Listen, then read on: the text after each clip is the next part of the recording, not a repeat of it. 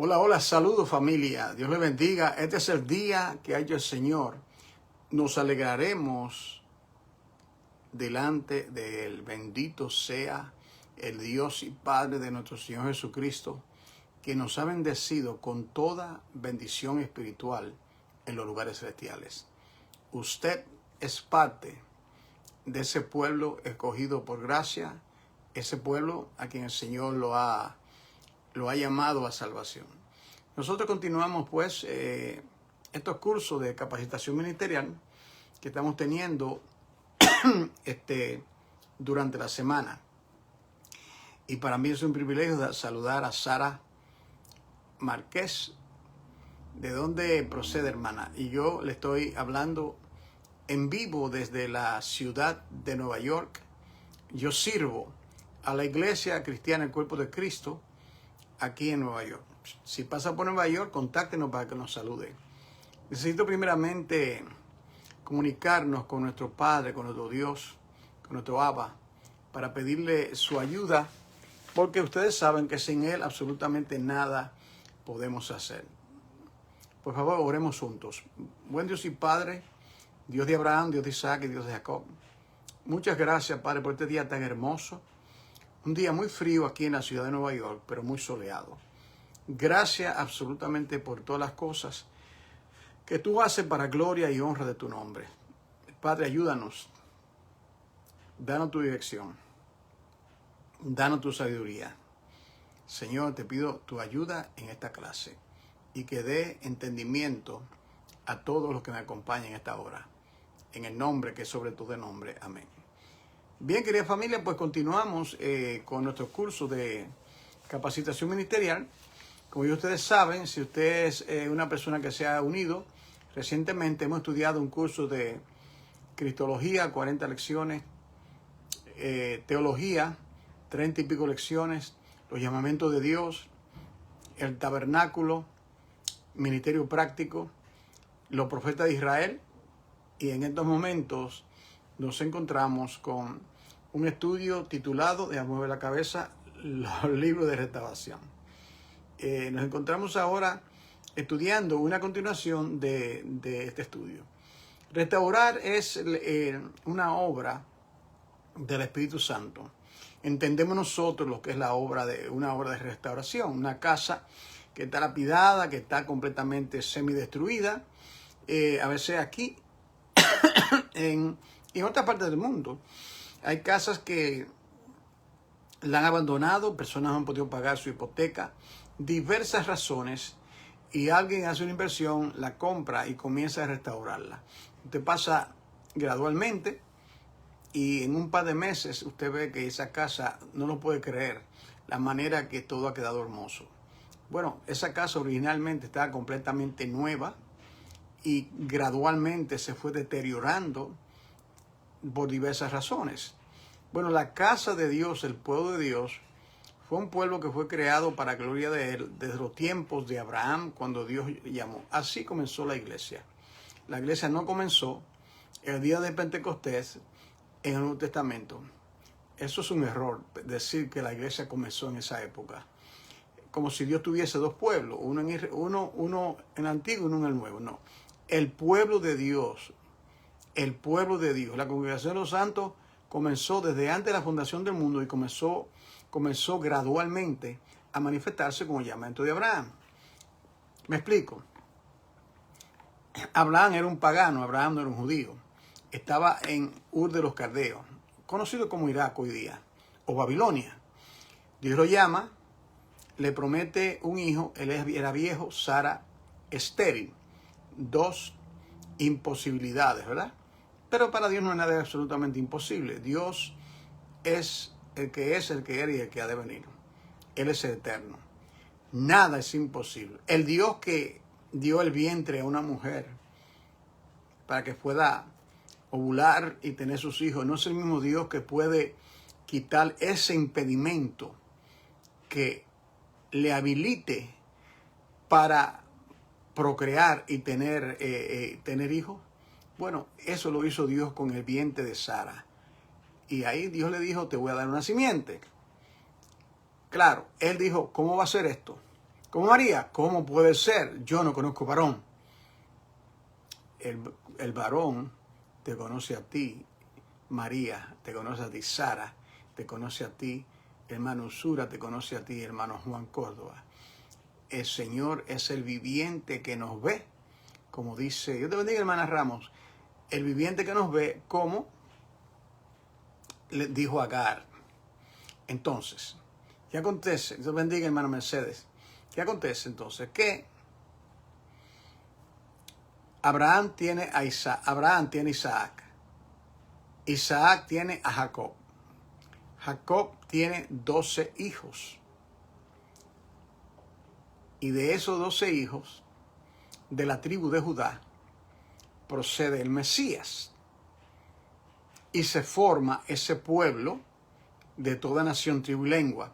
Pero Israel, primeramente Dios escogió a Israel para que sea el portavoz quien comunique el conocimiento del Altísimo. ¿Por qué? Porque Dios le dio la ley o la Torá, Dios le dio el llamamiento, Dios le dio los profetas, y de quien viene Cristo,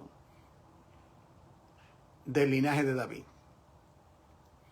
Y así se forma el pueblo de Dios a grandes rasgos. Si usted quiere conocer más, usted puede suscribirse a mi canal de YouTube. Tenemos ahí como 600 mensajes. Usted escribe para suscribirse en letra mayúscula Pastor Juan Córdoba en YouTube. Usted va a ver una fotografía de mi persona, usted se agrega y entonces usted va a recibir y puede ahí buscar, puede durar más de 2 años estudiando esos estudios. Espero que lo haga y que el Señor le bendiga grandemente. Bien, ayer y antes de ayer estuvimos estudiando un tema que se lo voy a decir en 5 minutos. Estudiamos 3 aspectos de lo que es la restauración. Hablamos de un avivamiento, que es una especie de resurrección, un avivamiento, un abrir los ojos, un despertar, un volver al primer amor, un avivamiento. Dios es el Dios de los grandes avivamientos. Y como hay tantos malos entendidos con relación a avivamiento, yo siempre digo esto. Un avivamiento no es cuando viene un evangelista muy eufórico, se mueve de aquí para allá, grita mucho, se pasea, brinca, salta, muchos coros y demás, y cosas que pasan, a veces muy poco raras. Eso no es un avivamiento. Eso es emoción. Ahora, Dios sí usa medios para producir avivamiento. Lo hermoso de nuestro Señor es que, pudiendo Dios hacer todas las cosas Él solo, Él es todopoderoso. Él no necesitó ayuda para formar el universo, siendo la Tierra como un punto en ese vasto universo. Él no le pidió ayuda absolutamente a nadie. Entonces Dios puede hacer eso. Pero la maravilla de nuestro Dios es que Él le gusta habitar con los hijos de los hombres, su deleite habitar con los hijos de los hombres. Entonces, Dios bendiga a la hermana Rosy Moreno, Dios le bendiga, querida hermana. Entonces, ¿qué pasa? Que Dios usa la instrumentalidad de vasos de barro como usted y como yo. ¡Qué maravilla que el Señor quiera usarnos en la obra de restauración! Yo escuché esta palabra de restauración que estoy compartiendo con ustedes más de 30 años. Esa palabra de restauración me hizo a mí dar 2 éxodos. De la primera iglesia, 15 años, y de la segunda, que ya yo era pastor por 5 años. Es una maravilla. Y como digo, cuando el Señor nos abre los ojos en el lugar de nuestro cautiverio, hermanos, le digo, usted no va a ser la misma persona. Porque es una obra del alfa y del omega. El Dios que comienza, lo ha leído, el Dios que comienza la buena obra en la vida suya y en la mía, ciertamente no la va a dejar a media. Él la va a perfeccionar. Así es que, bienvenido. Bueno, ayer hablamos del avivamiento, ¿verdad? Número 1, el avivamiento. Por un despertar del espíritu y la palabra. Se contrasta a un espíritu de sueño. Porque la iglesia está como está. espíritu de sueño. Habíamos leído que los profetas estaban ciegos. Habíamos leído que los sacerdotes estaban ciegos. El pueblo estaba todo ciego, pero era pueblo de Dios. Era el pueblo de Dios. Y Dios no va a permitir que su pueblo sea destruido. Él ha levantado su mano. Él ha levantado su mano y ha hecho juramento. Él no va a dejar de obrar en su pueblo. Nuestros hijos son nuestros hijos, aunque sean rebeldes, aunque sean desobedientes, siguen siendo nuestros hijos. Y si nosotros nos compadecemos de nuestros hijos y le ayudamos, le apoyamos, lo aconsejamos, lo corregimos, lo reprendemos, Dios sabe ser. Eres el mejor padre que existirá. Eres un padre que conoce nuestra condición. Y viendo la condición de su pueblo, llevado a cautiverio en el año 122 las tribus del norte, llevado a cautiverio en el año 586 las tribus del sur, Dios promete que ellos regresarán, se tornarán. Volverán los redimidos de Jehová y volverán a Sión cantando. Y gozo perpetuo habrá sobre sus cabezas. Oh, bendito sea Dios. Qué promesa de restauración. Volverán los redimidos de Jehová. ¿Volverán de dónde? Del cautiverio. Era redimido antes y después del cautiverio. Entonces, en las 45,000 denominaciones que está en el mundo, por todas partes del planeta, Dios tiene su pueblo. Pero Dios no está satisfecho con la condición de su pueblo, de su iglesia. Con Israel no estuvo feliz, no estuvo contento. Con la iglesia de hoy, la iglesia, el panorama mundial. Entonces, la solución es que Dios restaure su pueblo. Número 1, aviva tu obra, dijo Habacuc. Aviva tu obra, oh Dios, en medio de los tiempos, hazla conocer. Ten misericordia de nosotros. Y Dios avivó la obra y levantó el ánimo de Habacuc, que se estaba quejando. Y a veces nosotros nos quejamos también. A veces justamente. Pero Dios es el gran restaurador. Eliaquín, el Dios que restaura. El Dios que nos da un nuevo inicio. Entonces, primeramente viene un avivamiento por el Espíritu y por la palabra. Cuando me hablan y me hablan a mí de avivamiento, y yo he tenido diálogo con muchos pastores, algunos no saben ni definirnos. Dígame qué es un avivamiento. O cuáles son los factores de un avivamiento. Sí, si mi pueblo se humilla, el pueblo se torna, pero Dios es el que despierta el espíritu adormecido, número 1, y despierta su buena palabra. Yo no busco por una... Miren, aquí en estos libros, que estoy moviendo mi oficina para otro lugar, en estos libros, yo he leído muchísimas cosas de avivamiento, pero en ninguno me dijeron lo que yo quería, lo que Dios quiere que yo oiga, que es por el despertar de su espíritu y de su palabra, y nosotros somos instrumentos. Lo maravilloso es que cuando Dios trae el avivamiento, salimos del cautiverio religioso, ¿me entiendes?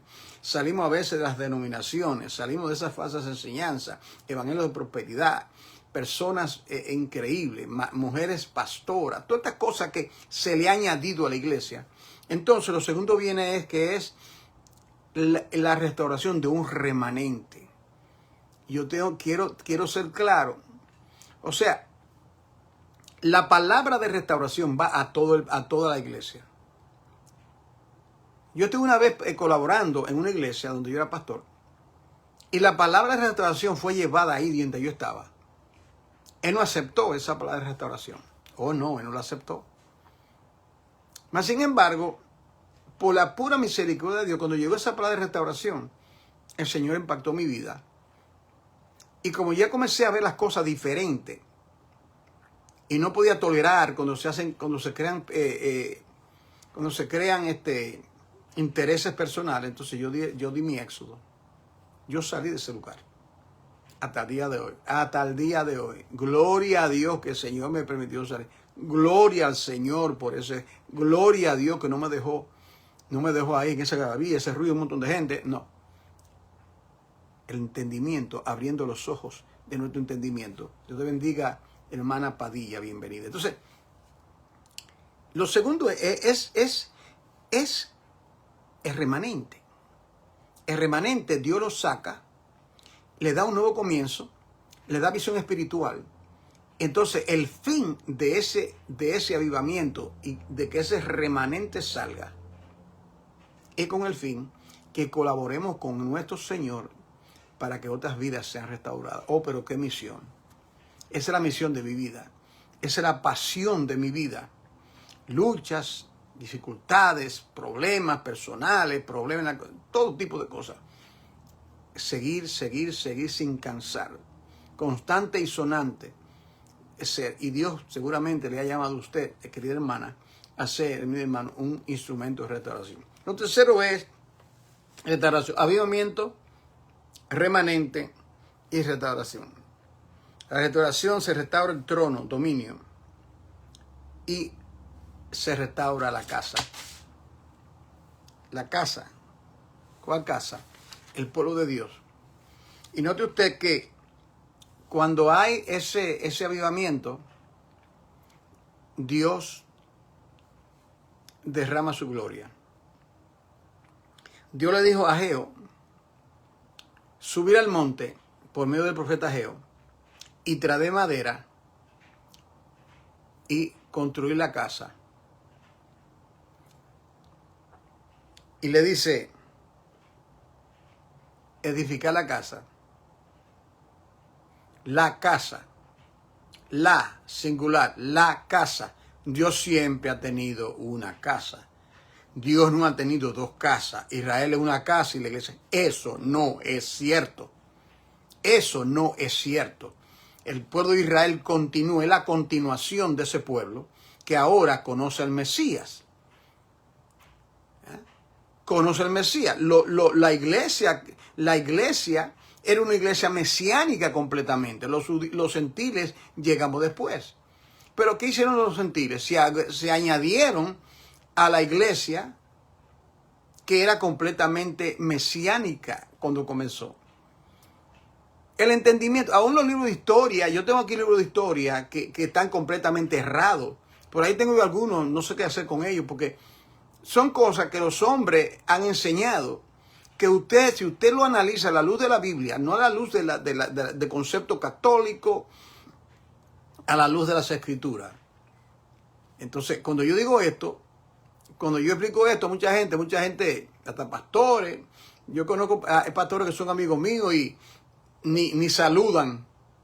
¿Entiende? Bueno, usted no tiene que estar de acuerdo conmigo, pero por lo menos pruebe que lo que estoy compartiendo no está en la Biblia, ¿verdad? Pruebe lo que está compartiendo no está en la Biblia. Porque a algunos cristianos les gusta discutir, argumentar, pero la pregunta es, ¿tú estás leyendo la Biblia? ¿Tú estudias? Tú estudias, tú duras 10 semanas escudriñando un pasaje de escritura. Tenemos que escudriñar, hermano, para que nadie nos descubra. Ok, dejando eso ahí, perdónenme aquí Vamos ahora a esta clase y voy a compartir con ustedes dos cosas. Que todo esto acontece por el anticipado conocimiento de Dios, número uno, y segundo, por medio de la línea mesiánica, la línea del Mesías. Todo esto, el llamado de Abraham, la formación de las tribus, el cautiverio en Egipto por 400 años, la construcción del primer templo, el tabernáculo, el templo en los tiempos de restauración, el templo salomónico, el templo de Herodes, la venida del Mesías. Todo esto estaba preparado por Dios. Vamos a entrar, toma tu Biblia, vamos a edificarnos mutuamente y te pido que abra tu Biblia en estos momentos al libro de los Hechos en el capítulo 2 y vamos a leer estos versículos. Nuevo Testamento, Hechos, capítulo 2 del libro de los Hechos. Aquí, para poder contextualizar, es decir, mirando el contexto de lo que estamos hablando, podemos decir lo siguiente. Llegó déjame retroceder un poquito más al tiempo. Llegó el momento cuando el Hijo del Hombre sería entregado, Jesucristo. Aproximadamente 33 años después de estar con los discípulos por un periodo de 3 años, el Señor de Gloria fue crucificado, resucita al tercer día. Después que resucitó, estuvo 40 días con un cuerpo glorificado, resucitado, 40 días. Y 10 días después, 40 días, y él ascendió a la diestra del Padre. 10 días después, o 50 días después de su resurrección, él derrama su Santo Espíritu allá en Jerusalén, donde estaban 120. Usted ha leído eso en Hechos 2, ¿verdad? Bueno, vamos a ubicarnos a Hechos 2. Una grande multitud. Miles. ¿Por qué? Porque era una de las fiestas judías. No son judías las fiestas. No son judías. Yo tengo la Biblia de el doctor John MacArthur. ¿Sabe la Biblia de MacArthur? Y cuando yo leo Levítico 23, él tiene un diagrama y dice la fiesta judía. Doctor MacArthur, no son las fiestas judías. Dice, estas son las fiestas del Señor. ¿A quién le creo? ¿A un comentario? Y los cristianos hasta el día de hoy creen que son fiestas judías. No, son las fiestas del Señor. Piense, la fiesta del Señor. Los judíos se beneficiaron. ¿Y saben qué? Los gentiles, después que fueron conectados a esa iglesia que era mesiánica completamente, también participaron de ello, porque no había lo que se llama el cristianismo. No estaba esa mezcolanza, esa desviación, no existía. Entonces ellos se añadieron a ello, asistían a la sinagoga con ellos, porque ¿dónde iban a ir? No habían templo. Además, ellos se reunían en las casas, de todas maneras. Bueno, yo hago ese paréntesis porque yo creo que usted entienda ciertas cosas. Entonces, dice que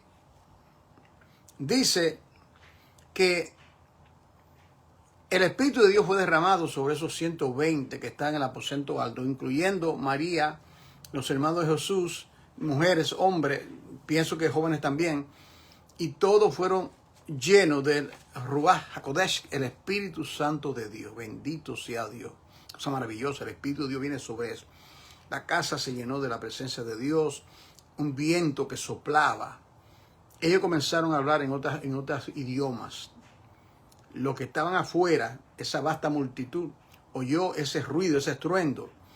Y ellos comenzaron, era Dios llamando. Esa fue la manera que Dios llamaba a esa gente al arrepentimiento. Estos están borrachos. Y Pedro dice, no estas cosas. Esto es para que se cumpliese lo que dijo el profeta Joel, que en los posteros días yo, el Señor, derramaré mi espíritu sobre toda carne, los jóvenes verán visiones, etcétera, etcétera, etcétera. Él continúa predicando ese poderoso sermón en el capítulo 2, y luego que él le habla, y él le dice en el capítulo 2, versículo 22, esto es Pedro hablando, cito, varones israelitas. ¿Quiénes? Varones israelitas. Oí estas palabras. Jesús Nazareno, varón aprobado por Dios entre vosotros, con las maravillas, prodigios y señales que Dios hizo entre vosotros por medio de él, como vosotros mismos sabéis. A este, entregado por el determinado consejo y anticipado conocimiento de Dios, ustedes prendiste, lo arrestaron, y mataste, lo crucificaron, por manos de inicuos. Algunos quieren echarle la culpa a la crucifixión de Jesucristo, que los judíos lo crucificaron. Los judíos no podían implementar la pena de muerte. Ellos no podían hacer eso. Ellos dieron el voto, pero fueron los romanos que lo crucificaron, ejecutaron la obra y lo crucificaron. ¿Cómo respondió Dios a la crucifixión de su Hijo? ¿Está conmigo? Versículo 24. Dios lo levantó. Dios lo resucitó. Suelto los dolores de la muerte. Escuche esto. Por cuanto era imposible que fuese retenido por ella. Pregunto, ¿por qué era imposible que la muerte retuviese a Jesucristo en la tumba? Porque la muerte es para pecadores. Porque la paga por el pecado es la muerte. Cristo no era un pecador. Cristo nunca, nunca, nunca ha cometido un pecado. Bendito sea su nombre. Y por cuanto la muerte es para pecadores y Cristo no era un pecador, era el justo, era imposible que la muerte lo retuviese. O sea, que la tumba, la muerte, quedase ahí hasta la resurrección. Entonces, Él pudo hacer eso. Entonces, ¿qué pasa? ¿Qué pasa? Que el Señor lo resucita de entre los muertos y Él le dice, y luego le dice que fue determinado y anticipado conocimiento. Determinado y anticipado conocimiento. Determinado y anticipado conocimiento. Entonces ahora nos vamos a ubicar a Isaías. Isaías, capítulo 44.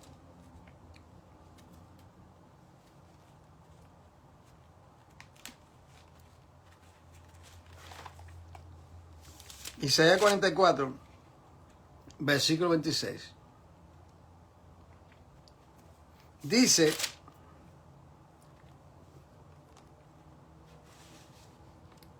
yo, el que despierta la palabra de su siervo y cumple el consejo de sus mensajeros. Anticipado consejo. Anticipado consejo. Hermano, deme un segundo, por favor. Deme un segundo, por favor. Disculpe ahí, hermano. Dice anticipado consejo. Aquí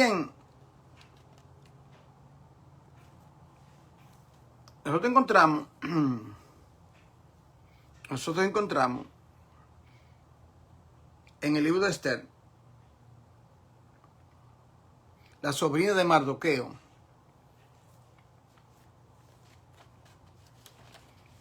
que ella arriesga su vida y todo tiene que ver por lo que es llamado la descendencia. Es importante. Yo sé, porque yo hice lo mismo cuando era más joven. Cuando usted comienza a leer la Biblia y usted ve esos nombres de la genealogía, los descendientes, fulano engendró Pereceo, Pereceo a Sutanejo, usted verá, en el Antiguo Testamento, en el Nuevo, en Mateo y Lucas está la genealogía. Eso es muy importante, porque esta es la prueba histórica de los descendientes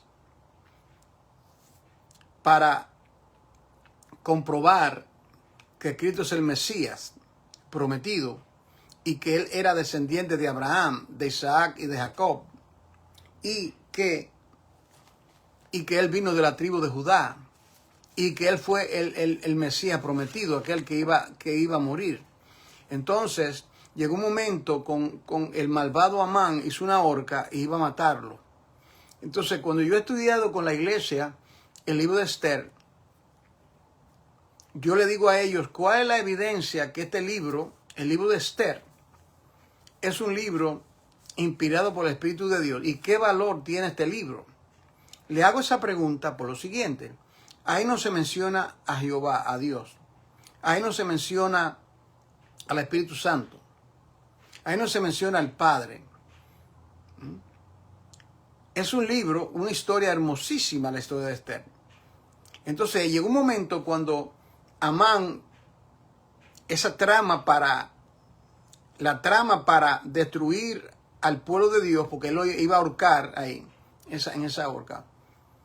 Entonces, le dijeron a Amán, mire esta expresión, escuche esto, si de la descendencia de los judíos es este, ciertamente caerá delante de él.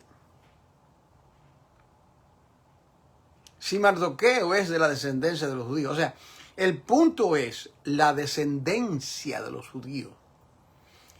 viene de la genealogía. Entonces, toda arma forjada contra el propósito de Dios no puede prevalecer. O no va a prevalecer. Es imposible que prevalezca. Cosa tan extraordinaria, ¿no es cierto? Entonces,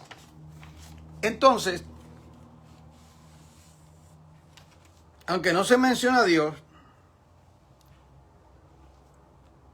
ciertamente, Pastor Peter, Dios le bendiga, Dios le guarde. God bless you, brother, if you don't speak Spanish. I mean, yeah, if you don't speak Spanish. Entonces,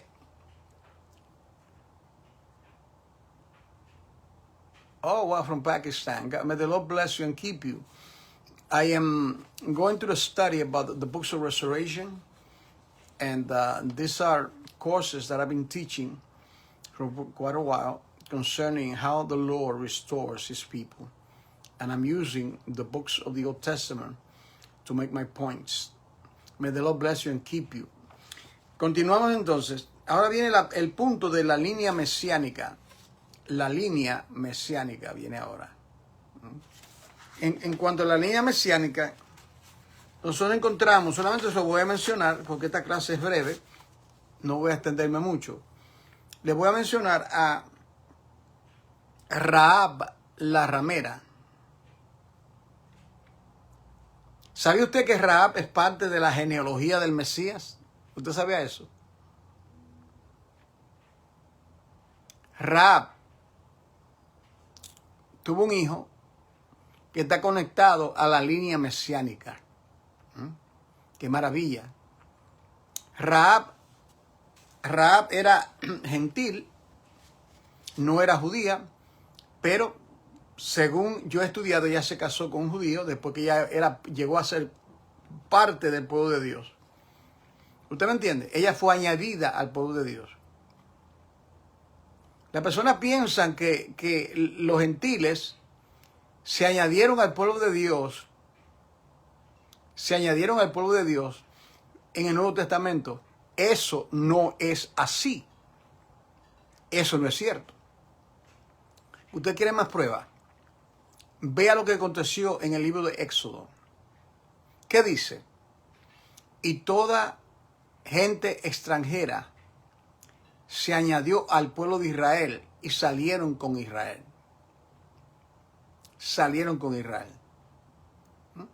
Gente que no eran de la estirpe judía. Ok. Todo lo que vio Israel, todas esas maravillas, esa gente extranjera, toda gente extranjera, los que vivían en Egipto, egipcios, todo lo que ven ahí, se añadieron. Dios, que es tan misericordioso, no lo rechazó. El Señor lo aceptó y se unieron a Israel. No Israel a ellos. No. Y ellos se añaden a Israel. Y todo lo que Israel tenía que hacer, guardar el día de reposo, las fiestas, todo, ellos lo hacían también. Y lo dice la Biblia. Este mandamiento es para el natural o el olivo verde o la rama extranjera. Se da cuenta, hermano, cómo a veces no hay entendimiento de lo que es el pueblo de Dios, porque se cree como que el pueblo de Dios es un pueblo completamente ajeno a Israel. Eso no es así, hermano. Eso no es así. Yo le explicaba en una clase a los hermanos. Yo decía, cuando un judío se torna al Mesías, al Cristo, ellos no usan yo soy cristiano. Ese término ellos no lo usan. No, ellos dicen yo soy un judío mesiánico que sigo al Mesías. Porque ellos ven la contaminación que el cristianismo le ha traído a la iglesia de Dios. La contaminación por todas partes. Oh sí, los creyentes le tiran mucha piedra a los judíos. Oh, los judíos que están ciegos, que tienen todo este tipo de cosas, que se ponen una gorrita, un montón de cosas, dicen. Ajá, ok. Ahora, ¿Y la iglesia? ¿Cómo está la iglesia? La iglesia está bien. O sea, la iglesia está muy bien. La iglesia está cumpliendo los mandamientos. Todo está bien en la iglesia. No está bien. La iglesia necesita ser restaurada. Y Dios el llamado, por estos estudios, Dios está haciéndonos un llamado a una restauración que la produce el Espíritu Santo por el despertar de su Espíritu y la palabra. Yo no puedo hacer eso. Ningún hombre puede hacerlo. Dios usa instrumento. Dios usó instrumento para traerme esa palabra de restauración más de 30 años. Y por su pura misericordia, yo pude oír lo que el Espíritu Santo me está diciendo.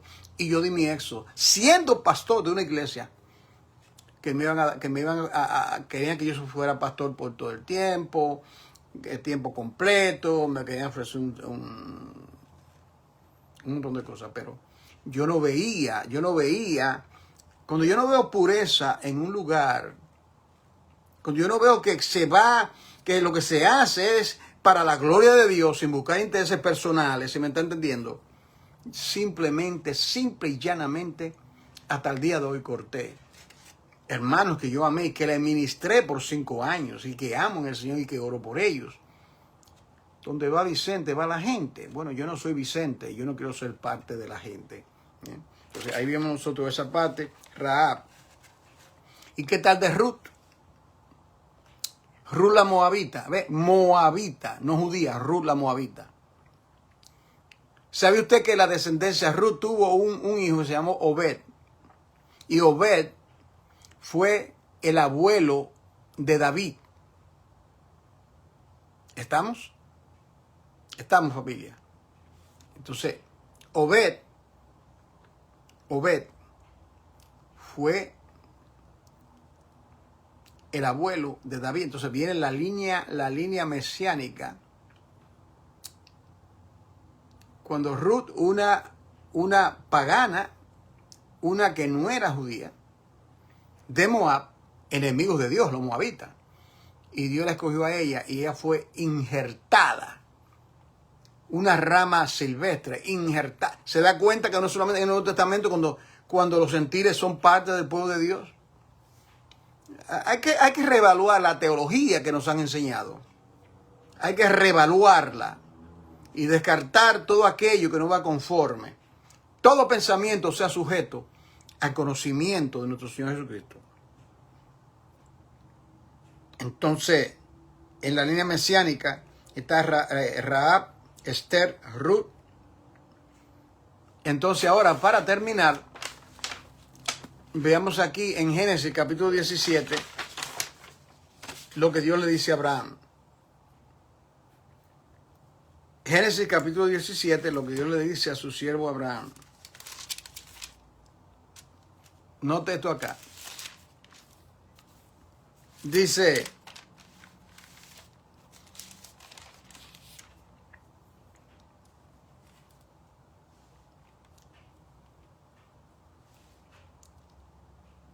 Génesis 17,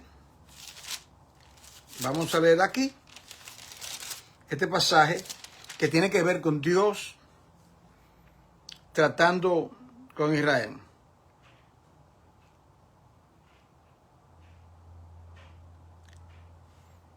Dios le dice a Abraham en el versículo 3. El versículo 1, vale la pena leerlo completo. ¿Qué le parece, familia? ¿Ah? Génesis capítulo 1, él le dice, que Génesis capítulo 17, versículo 1, le dice, era Abraham de edad de 99 años. Oiga eso, hermano. Cuando le apareció Jehová y le dijo, yo soy el Dios Todopoderoso. Anda delante de mí y sé perfecto. Y pondré mi pacto entre mí y ti, y te multiplicaré en gran manera. Te multiplicaré. ¿Quién multiplica? Dios multiplica. Entonces Abraham se postró sobre su rostro, y Dios habló con él, diciendo, he aquí mi pacto es contigo, y serás padre de muchedumbre de gentes. No solamente, o sea que el padre de los gentiles, un gentil va a ser el padre de judíos y de gentiles. Porque le dice, dice aquí, será padre de muchedumbre de gentes. Será padre. ¿Padre en qué sentido? O sea, Abraham es mi padre porque yo soy hijo de la fe, pero yo no soy judío. ¿Usted entiende? Padre de Abraham por la fe. Porque el factor determinante para ser pueblo de Dios es por la fe. El versículo más, para mí, el versículo más importante de Génesis, y mire que ahí está todo, es lo que dice en Génesis 15, 8. Creyó Abraham a Dios y le fue contado por justicia. Creyó. No creyó. No. Le vino la fe. Romanos 10, 16 dice que la fe viene por el oír la palabra de Dios. Entonces, Abraham oyó a Dios, creyó a Dios, no obró para Dios, no. Creyó a Dios y le fue contado por justicia. Luego que creyó, se circuncidó, ofreció a su hijo Isaac. Todas las obras, pero no es por obra, es por la fe. Es por la fe. Entonces nosotros somos somos hijos de ese padre llamado Abraham por la fe. Porque él fue el primero que se dice que le creyó y le fue contado por justicia. Claro, los demás, Abel, todo lo demás, en esa lista de Hebreos 11, creyeron también, por la fe, por la fe, por la fe. Por eso cuando usted lee Hebreos 11, dice por la fe, por la fe, por la fe, por la fe. Creo que 38 personas dice por la fe, por la fe, por la fe. Entonces dice aquí, versículo 5, y no se llamará tu nombre Abraham, que significa Padre enaltecido, es lo que significa Abraham. A-B-R-A-M, Abraham. Sino que será tu nombre Abraham. No Abraham, Abraham. ¿Sabe qué interesante esto? Que Dios, lo que Dios hizo fue que al nombre Abraham le añadió una letra, oído aquí, que es la quinta letra del alfabeto hebreo. La quinta letra. Número 5. Y el número 5 es el número de gracia.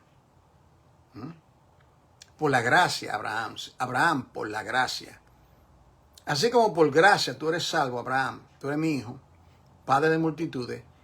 Todos los que creen como tú, todos los que creen en mi promesa como tú, serán también, tú serás padre de ellos. Oh, qué maravilla. Qué maravilloso es el Señor, ¿no es cierto, hermano? Dice aquí, porque te he puesto por padre de muchedumbre de gente. Entonces, de padre enaltecido a padre de multitudes. Esa es la diferencia. Padre enaltecido, padre de multitudes. Entonces, Taré, el padre de Abraham le puso, tu nombre es Abraham, padre enaltecido. Viene Dios y le cambia el nombre, solamente injertándole una letra, y tu nombre se va a llamar Padre en multitud. Versículo 6 dice, y multiplicaré en gran manera. Y te multiplicaré en gran... ¿Quién lo va a multiplicar? En gran manera. ¿Cómo lo va a multiplicar? Por todos esos descendientes. Millares y millares y millares. Aquí viene esto. Y haré naciones de ti. Oiga eso. Haré naciones de ti. Por medio de Abraham, lo multiplicó y Dios hizo naciones de él. En la división del reino hubo dos naciones, el reino del norte y el reino del sur. Y dice, y reyes saldrán de ti. Reyes saldrán de ti. ¿Cuáles son esos reyes? Los reyes de la 10 tribus del norte y los reyes de las 2 tribus del sur. Reyes saldrán de ti. Pero entonces, de toda esa multitud, de todos esos hijos, ¿sabe quién se destaca? El Rey de Reyes y el Señor de Señores, el Mesías prometido. El que va a reinar con vara de hierro en la tierra por los siglos de los siglos. Amén. Oremos. Padre, en el nombre poderoso de este Mesías tan extraordinario, gracias por ese anticipado consejo. Gracias por tu palabra, gracias por tu espíritu, gracias por la obra maravillosa que está haciendo en nuestras vidas. Que en todas las cosas tu nombre sea glorificado, Dios. Bendice tu palabra y que en todo Cristo sea exaltado. Abre nuestros ojos, da entendimiento y enséñanos, ayuda a ser colaboradores contigo en la obra de restauración, como los días de Nehemías, que cada uno estaba restaurando un tramo del muro. Allí donde tú nos has ubicado, allí en México, en California, en Perú, Ecuador, Guatemala, República Dominicana, en cada parte del mundo, en la China, donde está tu pueblo por todas partes. Aquí a mí, Padre, en la ciudad de Nueva York, Padre amado, ayúdame, Señor. Danos a todo entendimiento, sabiduría. Úngenos con tu Espíritu Santo para proclamar tu palabra, oh Dios, en el nombre de Jesús. Amén. Bien, querida familia, hermanas Rojas, terminamos la clase. El que se conectó un poquito tarde, usted simplemente, yo voy a terminar en un minuto, usted entonces puede continuar estudiando. Así que, hermanos, que pasen un hermoso fin de semana. Disfrute este tiempo con su familia. Dios le bendiga a todos, a todas. Un abrazo de todo corazón a todos y a todas. Oren por mí, oren por mí, oren por mí. Necesito mucho la oración. Y por favor, hermano, tome ahí 30 segundos y comparta este estudio a muchos lugares. Me alegro cuando en algunos de estos videos yo veo esto independiente, pero cuando veo que algunos videos hasta tienen más de 1300 visitas, eso indica que la palabra del Señor la está extendiendo. Dios bendiga a Santos Torres, Dios le bendiga mucho. Estudien, vuelvan a estudiar este video, ya lo hemos terminado. El lunes nos reencontramos, tengo una cita médica, pero al regresar, si Dios lo permite, yo voy a poder continuar con ustedes. Que Dios le bendiga y un abrazo en el Señor.